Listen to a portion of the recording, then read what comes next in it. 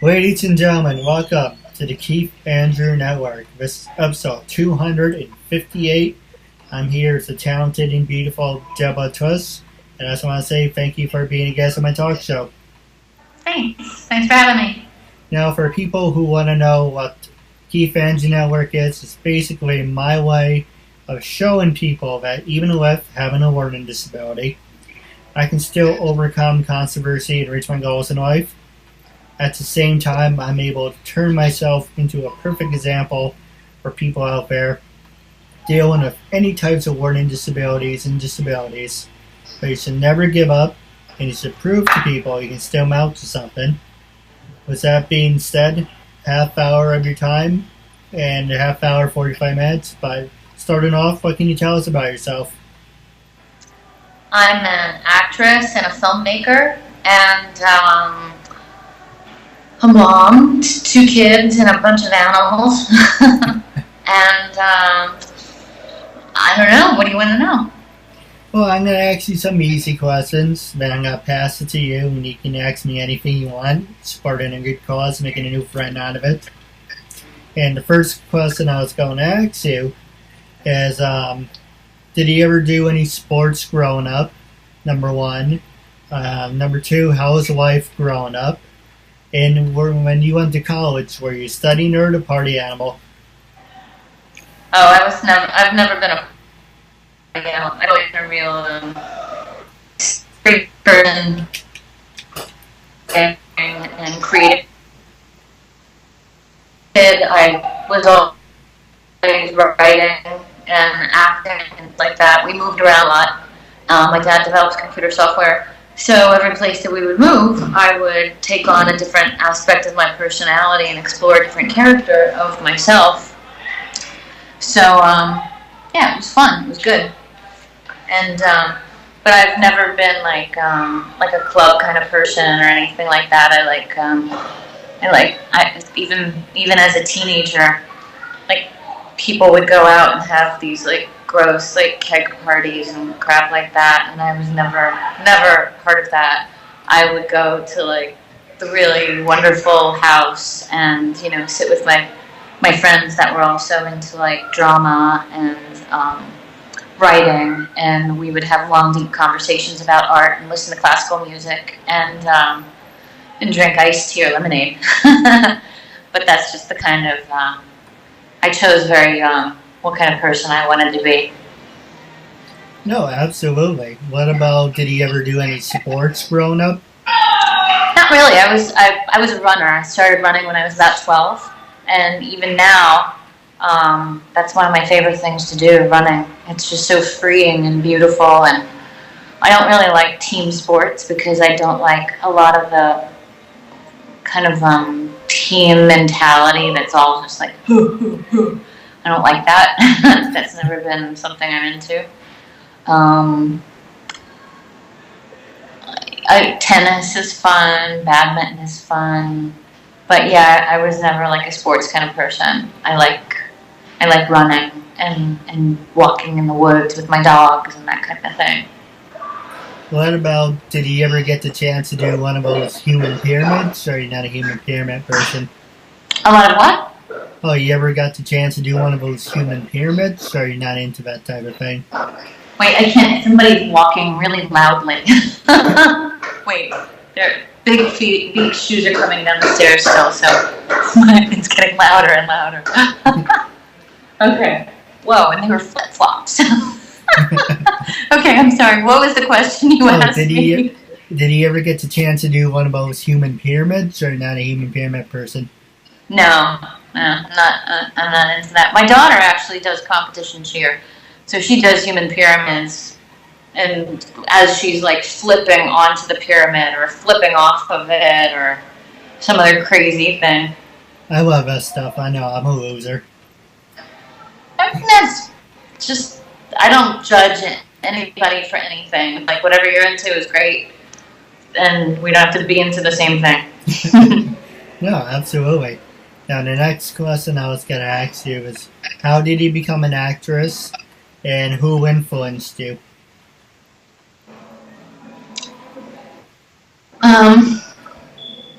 I decided when I was 3 that I wanted to be an actor. I was standing in front of the TV, and I turned to my parents and I said, when I grow up, I'm going to go inside there and play with them. And pretty much from that moment knew that I wanted to be an actor, because I just wanted to like grow up and play. So I guess the biggest influence was my own imagination, and knowing that, watching everywhere that we moved and where we lived, I would see that most people became sad or depressed or started to age when they lost touch with their own imagination. So I vowed that from a very young age to always have that be like the priority in my life, to be in touch with my imagination and do everything to kind of let that be the basis of my life. So whether I'm acting or writing or making a movie or whatever it is, even when I play with my kids and my animals, half the time we're pretending. And I'm convinced through my pretend, through my imagination, that my animals talk to me. Well, animals do talk, they are very well people. Yep. You just have to listen properly. And not with your ears.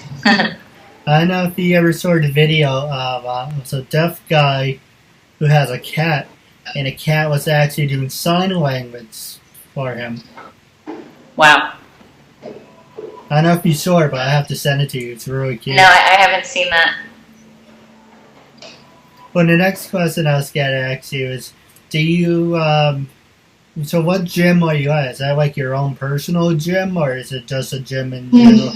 No, it's a really nice, big health club about half an hour from my house. And it's great. It has like beautiful facilities, an amazing outdoor pool, indoor pool, steam room, saunas, everything. It's just got everything. And my kids can work out here too. It's like, it's really good. All right. Now the next question I was going to ask you: what big stars have you worked with, and what big stars do you want to work with? I work with Cathy Moriarty from Raging Bull, Eric Roberts, Aaron.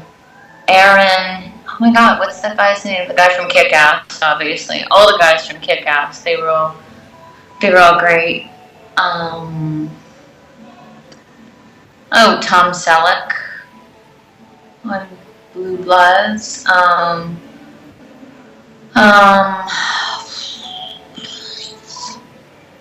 these the people? Law and Order. Are these the people? And also, what? Yeah. I'm sorry, there's a connection lag, so I'm not interrupting or anything. I was gonna say, are these people you want to work with or have worked with? No, these are people I have worked with. So you don't know anything about me. You didn't look up anything, did you? Be honest, I like being surprised. Okay. So I've worked with a lot of great people already, and in the future, whatever comes along is whatever's meant to be. No, absolutely. Well, you mentioned a couple of great names now. What can you tell us about working on Blue Bloods? Like, how many episodes were you on, and how was it working with the cast? It was great. It was a lot of fun, and I'm good friends with Robert Clohessy. We've been in several things together, and I played his wife. And it was good. It was fun.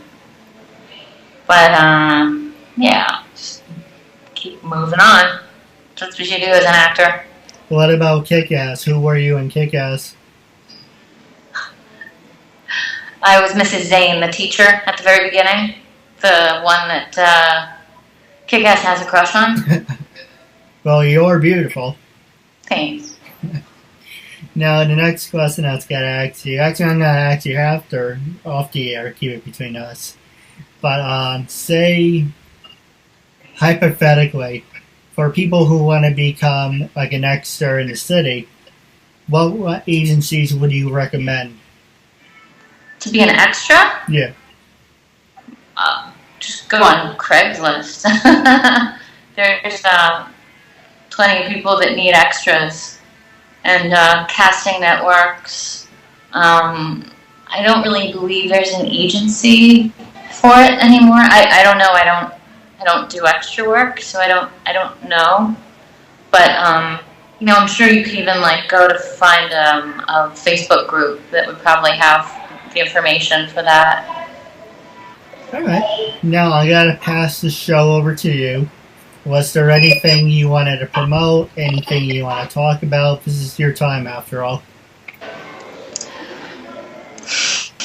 I'm not going to talk about politics because that's like a three-ring circus. I think the biggest thing that's on my mind right now is about animals. There's a lot of stuff going on right now with this past summer. There have been a lot of abused animals that have been turning up at these shelters like Second Chance Rescue and Rescue Dogs Rock. And I'm just really kind of baffled kind of things that are out there that are actually bringing any kind of harm whatsoever to small innocent creatures. And I really kind of believe that they're a different species of human being because it's so completely something that I just can't even comprehend. But I'm really disgusted about a wonderful puppy that they called Caleb, who was found. He had been thrown over a fence a week ago in Atlanta, and this poor baby was only a couple months old and had been abused his entire tiny life.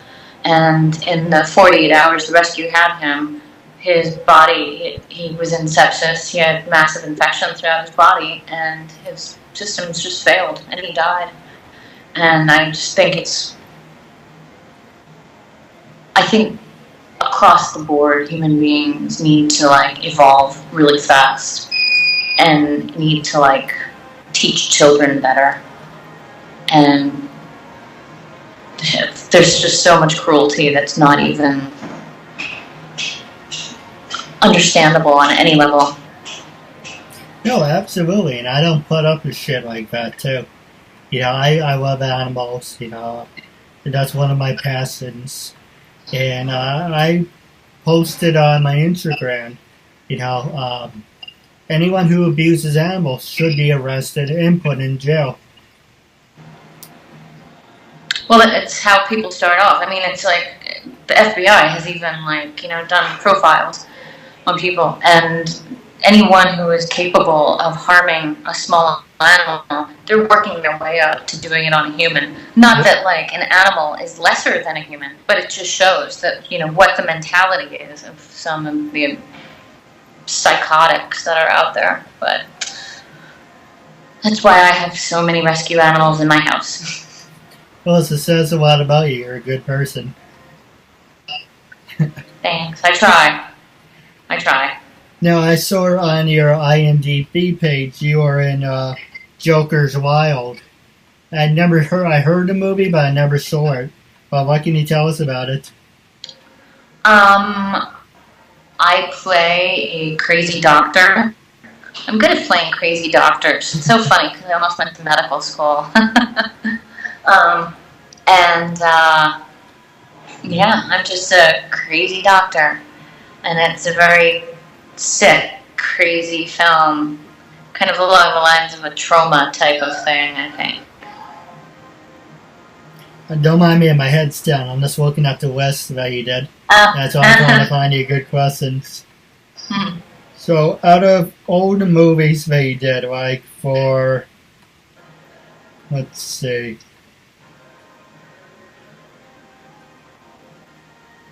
There's a lot of them, but out of all the things that you did, what were your favorite films that you would like to do again? And what were some of your films as a one-time thing? I think my favorite films, I made a movie called In Between. I really love that. It's a supernatural thriller about 9/11. That meant a lot to me. And I really enjoyed writing the script for A Cry From Within. The shoot didn't turn out the way I wanted, But I really like that script. And also, A Gun for Jennifer was a really fun movie to make because I got to go on this incredible festival tour. I mean, we went to like probably 25 film festivals throughout the world with that. So that was pretty amazing. And of course, like, Kick-Ass was a lot of fun because I went to Toronto for a week and it was just an amazing, amazing time. No, absolutely. Now, I'm going to pass the show over to you. Now, how can people follow you on social media? Are you on LinkedIn, Twitter, Stage 32? I'm on LinkedIn, but I don't really use that very much. I'm on Facebook as me, Deborah Twiss. And I have my website, DeborahTwissActress.com, DeborahTwiss actress.com. I'm also on Twitter as Deb Twiss. And I just recently started doing Snapchat just because it's so much fun with like what you can do with the morphing faces. That's really fun. Naturally, I like being a dog. Was there any subjects you wanted to talk about? Anything you want to ask me? This is your time, after all. You're making a new friend out of it. How did you get into this? There's a lot of different variations of the story, but I can tell you that after we take a quick commercial break, that helps that I'm going to think of a good answer instead of repeating myself over and over. But, you know, for people, I hold out the paper so I know where to edit it. So basically, we take a quick commercial break. For people, you should be on here because you're a perfect candidate for this. The first thing I'm going to promote is Celebrity VM. I don't know if you ever heard of it. Celebrity VM, it's for actors, actresses, models, voiceovers, people from Blue Bloods, people from, you know, from like what you did. You were on Blue Bloods, you were in Kick-Ass. For people who like Game of Thrones, for people who like Spider-Man, I'm on there for up-and-coming people. And so basically, Celebrity VM, you create your own profile. I give you a perfect example. I come across your profile, you charge $30.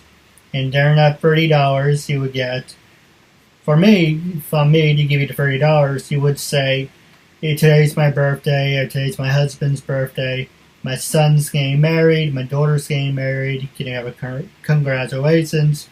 Say anything you want as long as it's not perverted and provocative. And you get money out of it, and it's a nice way to interact with your fans. That's CelebrityVM.com. I got a lot of celebrity endorsements from wrestlers. I'm a big wrestling person. And the next thing I'm going to promote is WooCrates.com. WooCrates now has a new item for people who like shirts and pants and underwear. So go to WooCrates.com. They have a lot of different memberships. One of them, the cheapest one, is $14 a month. So that's WooCrates.com. But now going back to the show, answering your question. Sorry, I was trying to debate when I wanted to take a commercial break, but also looking at the time. But one thing I do want to say, answer your question, was I do use certain people as for an inspiration. But, you know, I'm not going to repeat myself over and over. I say my brother's an inspiration and my sister's an inspiration. But I would say one reason I started my talk show was because I was tired of using my learning disability as a crutch. You know, for the longest time, I was, you know, I can't go to college, I can't drive, I have poor bedside manners. I have poor people skills. I deal with depression and social anxiety. And I was like one day, screw it. I'm going to show people that labels do not dictate who I am and who I'm going to be. And I'm going to show you that, you know, people labeled me as retarded and mentally disturbed. I'm going to show those people that label me this, that I can still melt to something, and I can turn myself into a perfect example. And thanks to you, we're up to 257. And I have interviewed actors, actresses, models, CEOs, professional wrestlers. You name them, I got them. And now I'm a big fan of Comic-Con, so I'm trying to get more cast players to be on my show. And that brings up the next question I was going to ask you. Are you going to the New York Comic-Con? Comic-Con? Yes. I'm not sure yet. I might. I mean, it sounds so much fun. I want to go, but, it's... I don't know, I want to go and, I'll give you a perfect example. I went to the Poughkeepsie Comic-Con, and my family is obsessed with the fact that someone constantly needs to hold my hand, and that's one reason I did my talk show, is to say I'm not an influence. I can still do things. So basically, make a long story short, labels do not dictate who you are and who you're going to be. But, I am looking forward to Comic-Con. I'm looking forward to seeing Carrie Fisher. She's going to be there. And a couple of Mighty Morphin Power Ranger people. I'm working on getting my friend Kurgan Mayhem to be there. But David Yost is going to be there. Volker Jones. And one of my favorite stars, he hasn't done much since 2012, but one of my favorite stars is, what's his name? It's the, you probably know who I'm talking about. The main star from 2012, John Cusack. Ah. So John Cusack is going to be there, and also why my brother wants to go, and also me too, for that matter, is this is the last year for New York City Comic Con that's going to have Stan Lee. Supposedly after this, Stan Lee's not going to do it anymore. But he is someone definitely I do want to have on my show. Yeah. But with that being said, wrapping up, was there any funny pranks you ever pulled on someone? Did you have any funny stories you'd like to share? I can't think of any right now. I'm really tired. I'm in pre-production on a pilot that I'm working on, and I'm really stressed and exhausted. I can see that. all my jokes have to deal with psychotic people in production. And no, I don't think any other people would find it funny. So I'm just gonna keep my my bad dark humor to myself for the moment. All right. Well, wrapping up, I just want to do a quick plug for anyone who wants to support the KeithAndrewNetwork for a limited time only. You can go to booster.com. Also, the link will be in the description too. But I'm also selling my own T-shirts, and I'm looking for people to buy it. I sold about 2 so far, so I have 47 more to go. One thing about Booster is if you don't reach your goal, and I don't know why it's so freaking high, but I have to sell 50. I now have 47. If you don't sell what you're supposed to, you don't get the shirt. Good news is you get a refund, but you don't get the shirt. But just throwing it out there, anyone who wants to buy official Keith Andrew Network t-shirt, I really appreciate it. I'm going to put that money towards, paying for my getting out of debt, and also putting the money towards, more importantly, a studio so I can start doing this more professionally. So, it's a work in progress. So I think a lot of people said, oh, why don't you sell a hat? Why don't you sell a wristband? I think selling a t-shirt first is a right step. But, I'm still trying to get out there. And, hey, if the t-shirt doesn't sell, then I'll just come up with something else. But with that said, I do have a question for you after the show. Wrapping up, it was a real honor and privilege to have you as a guest, and I'm looking forward to building a friendship with you. Thank you. Nice to hang out with you here.